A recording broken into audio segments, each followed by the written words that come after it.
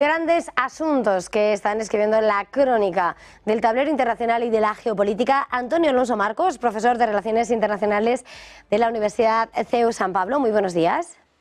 Muy buenos días. Antonio, aquí le tengo. Hoy son muchos los asuntos que están sobre la mesa y de hecho entre lo último, ¿no?, que estábamos atendiendo eran las declaraciones que ponía sobre la mesa el propio Anthony Blinken, Estados Unidos, señalando y urgiendo la necesidad de que Israel permita accesos para esa ayuda humanitaria y con urgencia, con ese llamamiento y crítica sobre lo que está siendo, ampliando las críticas a la campaña militar, al tiempo que se preguntaba en medio de las negociaciones sobre un posible alto el fuego si Hamás quiere o no esa tregua. ¿Cuál está siendo, cómo ves el momento del conflicto? Perdón. Bueno, la verdad es que Israel tiene ya todo su plan, toda su estrategia trazada. En fin, de pronto o de vez en cuando le tiende puentes a Hamás para intentar negociar. Sobre todo lo que más le preocupa a Israel es la suerte de los pocos, de los escasos, yo creo, ya secuestrados que aún queden con vida. Bueno, la verdad es que yo creo que ya les quedan pocas esperanzas. Dicen algunos que tienen más conocimiento que yo sobre este tema, que siguen esta cuestión mucho más de cerca y con mejores contactos que yo, lógicamente, pues dicen que sí, que hay esperanzas, que hay negociaciones en Egipto y también en otros sitios, en otros países del Golfo Pérsico, pero en fin, yo lo que veo es que se tenía mucha esperanza de que se decretara o se llegara a un acuerdo de una tregua por el mes de Ramadán y al final pues no se ha llegado, y que la dinámica del conflicto, pues ya digo, sigue el plan, la estrategia de Israel, que es ir objetivo por objetivo, objetivo tras objetivo, y al final pues Israel tendrá que conseguir sus objetivos. Se temía al principio, es decir, un mes después, 2 meses después del inicio de los ataques en Gaza, se temía que se escalase, que se desbordase el conflicto horizontalmente.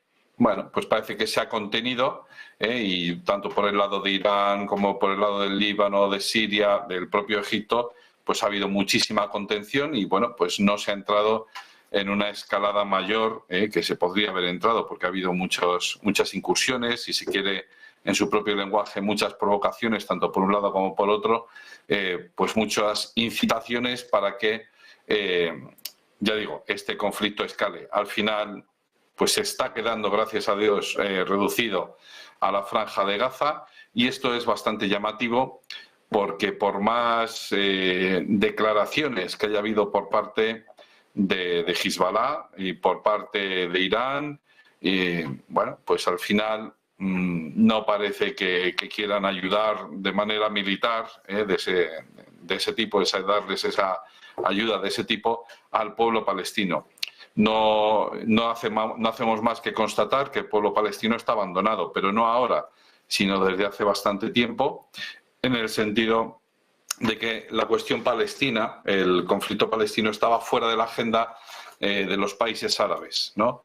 Es decir, la Liga de Estados Árabes, por ejemplo, de vez en cuando pues llamaba la atención sobre este asunto, pero los propios países árabes, bueno, pues lo estaban dejando morir este asunto, hasta que de repente llega el 7 de octubre y bueno, en fin, pues se reactiva la causa palestina. Parece que coge más aire mediático, pero con el paso del tiempo, la gente, yo entre ellos, muchos analistas, preveíamos una escala del conflicto muy, muy breve, muy corta, pero bueno, ya han pasado 4 meses, o sea que ya no es tan corto el conflicto, sino que bueno, pues se va prolongando, porque ya digo, Israel tiene una estrategia, tiene unos objetivos, que es acabar con Hamás. Obviamente eso es tarea imposible, por lo menos hacerlo solo por la vía militar, ellos mismos saben que es imposible. Entonces van a acabar con Hamás hasta el máximo posible siguiendo la vía militar. Digo que el propio Israel es consciente de esto, de que no se puede derrotar a Hamás solo en el campo militar, puesto que el propio Israel bueno, pues a muchos gazatíes, a miles de gazatíes, les permitía atravesar la frontera a diario a ir a ganarse el pan a territorio israelí, ¿no? Cruzar la frontera, cruzar los checkpoints y pues pasar al territorio israelí a ganarse el pan, es decir, a trabajar, y también a hospitales, que muchos no lo saben, pero algunos gazatíes, unos cuantos gazatíes están recibiendo tratamiento oncológico en hospitales israelíes, no en Gaza, sino en hospitales israelíes, que es donde está la tecnología para hacer esto. Bueno, pues Israel también había apostado por esa vía, ¿no? Por acabar con, digamos, quitarle legitimidad a Hamás, ¿no? Sustraerle de su discurso, del discurso de Hamás, ese tanto de victimismo. Y bueno, pues es que os estamos pagando, os estamos dando dinero, os estamos permitiendo trabajar, os estamos dando ayuda sanitaria. Y sabe Israel que apostando solo por la vía militar no va a acabar con Hamás, pero ahora mismo, en este momento, esa es, digamos, su táctica, por no decir estrategia, es su táctica en la actualidad, que es acabar militarmente con Hamás. Hay una cuestión también muy interesante en este sentido, y es que se sabe a ciencia cierta de que los máximos jefes de Hamás no están en Gaza. Esto también es curioso, están bien localizados, lógicamente, pero no están en Gaza y están en sitios donde no se les puede tocar un pelo porque son estados con los que Israel quiere llevarse bien. Si esos jefes estuvieran en Irán, en Siria, en Líbano, Jordania o Egipto incluso, muy probablemente ya estarían muertos, pero están en países con los que Israel tiene un especial interés en mantener unas excelentes relaciones, ¿no? Sobre todo intentando recobrar los acuerdos de Abraham, que a día de hoy parece que están muertos, pero no están muertos, están en stand-by, esperando su momento para ser reactivados. Antonio, cambiando de asunto, habríamos pensando, ¿no?, en esa necesidad de ayuda para Gaza y mirando al conflicto, sin lugar a dudas, en Ucrania, lo que se está esperando es la ayuda. El propio Kuleva, el ministro de Exteriores, ha dicho que se espera ya para esta misma semana ese anuncio de la recepción de artillería de municiones por parte de la República Checa, y en un momento en el que no dejan de subrayar cómo no pueden responder, no tienen ese armamento ante lo que está siendo el ataque ruso, y sin embargo están emprendiendo o intensificando los ataques con drones, como estamos viendo en las refinerías. ¿Cuál es la situación ahora mismo en ese frente? Bueno, la cuestión es que, vamos a ver, por un lado la ayuda militar y por otro lado la situación en el frente, que van de la mano, lógicamente.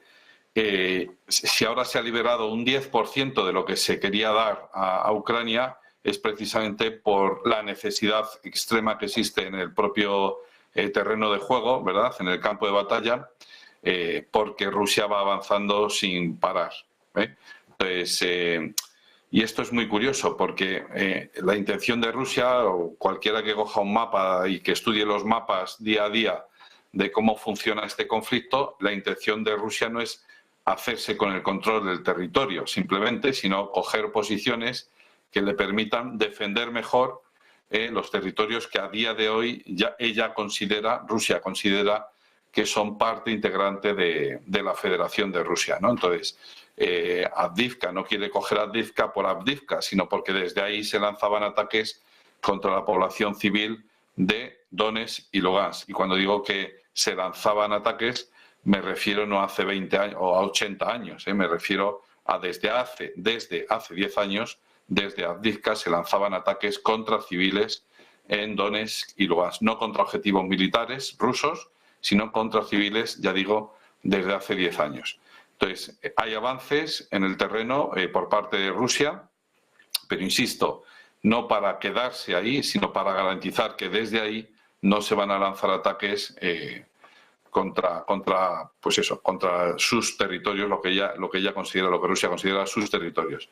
De tal manera que yo preveo que si hay que sentarse a la mesa de negociación, no va a defender a capa y espada Avdiivka, quizás sí, pero estos territorios por los que va avanzando para, digamos, mantener la posición, pues yo creo que no hay un especial interés. Sí, en esa población hay una mayoría que no es rusa o rusófona o rusófila, porque esto lo tenemos que tener en cuenta. Hasta donde yo sé, Vladimir Putin no quiere conquistar toda Ucrania, porque una cosa son tropas, esto lo decía Emiliano el otro día, que es un buen amigo de este canal, una cosa son tropas de ocupación y otra cosa son tropas de invasión. Es decir, claro, tú no vas a invadir un territorio y te vas a marchar, claro, es decir, vas a ocuparlo. Pero es que esa no es la intención de Vladimir Putin. Putin, si invade ese territorio, es para garantizar la seguridad del territorio ruso, de lo que ellos consideran territorio ruso. Entonces, volviendo al tema de la ayuda militar, claro, Estados Unidos había prometido 60.000 millones, ayuda que está bloqueada en los representantes, la Cámara de Representantes de Estados Unidos, ¿no? Y Europa, la Unión Europea, había prometido 50.000 millones. Al final han liberado solo una décima parte, solo el 10% de esa ayuda, porque es lo que pueden hacer sin cortapisas. Pero esa ayuda es imprescindible, lógicamente, para Ucrania, pero ¿es suficiente para que Ucrania pueda repeler los avances de Rusia? No, en absoluto. Fundamentalmente, primero, porque es una falta de munición abundante. Es la comparación con lo que se prometió, con lo que al final se ha dado, es abrumadora, pero sobre todo por una cuestión esencial, y es la tasa de reposición. Es decir, el ejército ucraniano se está quedando sin hombres, de tal manera que Macron es tan consciente de esta situación, y si no, no habría dicho lo que dijo hace un par de semanas, que advirtió: o enviamos tropas o Putin gana. Esto es así de sencillo. Es decir, ya no es una cuestión de tener mejores armas o más munición, sino de que ya no hay hombres sobre el terreno que puedan disparar esas municiones, esas armas. Ese es el problema. Es decir, ya no es tanto la ayuda militar o la ayuda económica o ese tipo de cosas que, desde el punto de vista de Estados Unidos y de la Unión Europea, se le tiene que seguir garantizando a Ucrania, sino que el principal problema es este otro, que es que no hay hombres sobre el terreno que puedan presentar batalla al ejército ruso. Esto es así, ¿no? Y por otro lado, tenemos que el ejército ruso, bueno, pues sí, efectivamente, lógicamente, ha tenido bajas. ¿Cuántas? Pues nunca lo sabremos, yo creo, porque todavía estamos con bastantes millones de desaparecidos de la Primera Guerra Mundial, pues imagínate de este conflicto de ahora mismo, ¿no?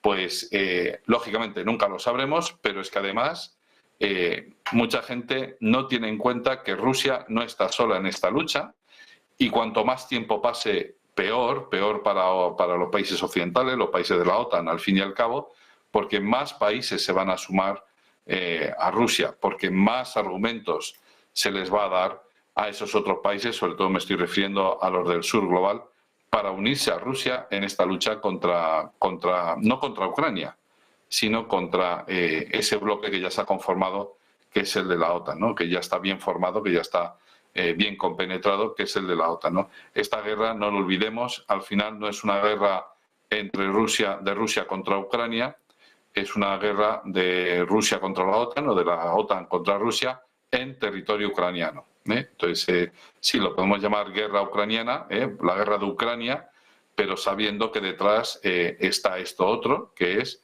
que Ucrania por sí misma no podría haber hecho frente ni 2 meses frente a Rusia, y sin embargo pues ya llevamos 2 años. Y si llevamos 2 años de guerra es precisamente porque no es una guerra entre Zelensky y Putin, es una guerra entre la OTAN y Rusia. Pero quería lanzar, no va a ser fácil, pero bueno, una pregunta. ¿Hasta qué punto, por tanto, puede ser factible esa resolución, ¿no? Como decía hace unos días el Papa, una mesa de negociaciones cuando, por una parte, desde Occidente, desde la OTAN se dice Rusia no puede ganar, de hecho Duda decía ayer, si gana va a invadir otros países, Macron dice, vale, pues hay que enviar países y el resto dicen que no, pero Putin dice, vale, no veo un escenario que esté escalando a una guerra nuclear, estamos preparados técnicamente, pero ojo que no manden tropas ni a territorio ucraniano, Estados Unidos, ni a territorio ruso. Con lo cual, ¿hasta cuánto está enrocado, hasta cuánto se puede ver porque la situación de Ucrania es la que es y se apaga su capacidad de respuesta? Claro. Entonces, lo que parece evidente, bueno, yo escribí un artículo sobre esto antes de que el Papa hablara, el 6 de marzo, el blog de IDAPS, que es un instituto de análisis de políticas de defensa, IDAPS, IDAPS, lo pueden encontrar enseguida, blog de IDAPS, Antonio Alonso, apostar por la guerra, perdón por la autocita, pero la verdad es que lo publiqué antes de que lo dijera el Papa. Digo, oye, mira, es que lo que está claro es que esta guerra no se va a quedar en stand-by. Esas son guerras que están en África, que no les importan a nadie, quiero decir, a nadie de los 5 que se sientan en el Consejo de Seguridad de Naciones Unidas. De vez en cuando aprueban una resolución, estamos muy preocupados por la situación en este país de África y tal. Esas guerras, pues, con todos mis respetos y con todo mi dolor de mi corazón, no les interesan a nadie. Bien, son las guerras olvidadas, que se llaman. Pero esta guerra es distinta. Esta es una guerra en la que está involucrada directamente Rusia, que es uno de los 5 grandes del Consejo de Seguridad de Naciones Unidas, y entonces esta guerra no se va a quedar estancada. Eso de una congelación del conflicto, un estancamiento del conflicto, vamos a prolongar esto, no sé, sine die, no, eso no puede ser, porque es una guerra existencial para Rusia. O Rusia gana o Putin sabe que muere, que pierde. Es decir, no que pierde, sino que muere, ¿no? Literalmente. De tal manera que, insisto, a Rusia solo le queda una opción: ganar esta guerra. La cuestión es esta guerra, porque eso de decir que Putin va a invadir Polonia y los países bálticos, bueno, pues eso es un acto de fe. Pero, insisto, la verdad es que así no funcionan las guerras. Es decir, que de verdad alguien se plantea de verdad que Putin quiere establecer un oblast en Estonia o un oblast en Polonia, ¿no? Y vamos a poner un gobernador, ¿no? Como pusieron los nazis en Francia, ¿no? Tropas de ocupaciones. Es que eso a día de hoy es impensable, ¿no? Digo, hace 80 años quizás sí, pero a día de hoy eso no funciona así, eso no es así. Y más, o sea, ya no solo eso, sino y más sabiendo que entrando en territorio de Polonia se está entrando en territorio OTAN. O sea, es que esa premisa, ese punto de partida de Putin quiere invadir Polonia es inaceptable. No inaceptable porque Putin lo quiera hacer, sino inaceptable porque es mentira. Entonces, no puede ser. O sea, es que no entra en ningún cálculo racional, ¿no? Claro, si damos por supuesto que Putin está loco, o que se droga, o yo qué sé, pues hombre, claro, podemos decir lo que sea. Pero desde el punto de vista racional, esa premisa no tiene por dónde agarrarla, ¿vale? Entonces, Putin no quiere hacer eso, por supuestísimo, ¿vale? Entonces, esta guerra no se va a quedar estancada. O bien, estas son las dos únicas opciones, o bien desescala, es decir, sacamos bandera blanca, que era lo que decía el Papa, sacamos bandera blanca, nos sentamos a negociar, vemos cuál es la salida mejor para ambas partes en el conflicto, sabiendo que en una mesa de negociación uno va a tener una mejor postura, es decir, una postura preeminente, una mejor punto de partida, por decirlo de alguna manera, porque tiene superioridad en el campo de batalla, y el otro va a tener pues una postura peor, inferior en esa negociación. O bien esto desescala, o bien escala. O bien se desborda el conflicto horizontalmente, o bien escala verticalmente, es decir, comenzamos a utilizar armas nucleares. Y como decía yo a uno de mis críticos de ese artículo que publiqué, claro, estos son los dos únicos caminos: o escala o desescala. Claro, ¿cuál es la opción a desescalar? La alternativa a desescalar es que escale, que es el fin del mundo, porque si la guerra escala es el fin del mundo. Entonces, nos tenemos que sentar a negociar. Yo creo que, gracias a Dios, bueno, quiero pensar que esas declaraciones grandilocuentes de Macron y de otros es simplemente para forzar de alguna manera a Rusia a sentarse a negociar y darle un poquito de mejor posición a Ucrania, ya que no la tiene en el campo de batalla, mostrar que está respaldado diplomáticamente por Occidente, por la OTAN, etcétera, y que se siente en una mejor posición de lo que tiene, ya digo, de lo que se ha ganado en el campo de batalla. Yo soy muy optimista en ese sentido, como se puede ver, pero yo creo que eso es lo que está pasando realmente. Pues Antonio Alonso Marcos, profesor de Relaciones Internacionales de la Universidad CEU San Pablo, ha sido un verdadero placer. Gracias, feliz jornada, feliz negocio, felices clases. Gracias, gracias. Y nosotros, antes de continuar, lo primero, hablar de sostenibilidad y futuro de la mano de Nat.